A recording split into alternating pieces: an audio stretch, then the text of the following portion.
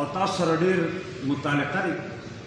زما نوم ډاکټر سهیل خبرې دی، د ایجوکیشن څانګې استاد یم په عبدالوي خان پوهنتون کې. زما دا سوال دی چې بي ایس ایچ ای سي نه موږ له یو ګایډلاین د سلیکشن اف سبجیکټ رالیږلی دی او په هغې کې ایون موږ په پښتو بي ایس کې اسلامیات، اردو او سوشیالوجي او دا ساینسز، سټیټسټیک، میتھمیټکس شته. نو دغه رنګې تاسو که یو ایگزیکټیو آرډر وکړئ او دې ټولو لکه پاکستان سټډي بي ایس کې که پښتو شامله شي په دې کې څه حالت دی؟ نو که دې ټولو ډپارټمنټونو د پښتو اوچته کړه او هغوی چې ایچ ای سی کې قدغن نه دی اچولی او ولته پکې لینګویج شته اینډ لټریچر. نو لینګویج لټریچر کې پېښور یونیورسټۍ ټولو کې اردو اچولې ده.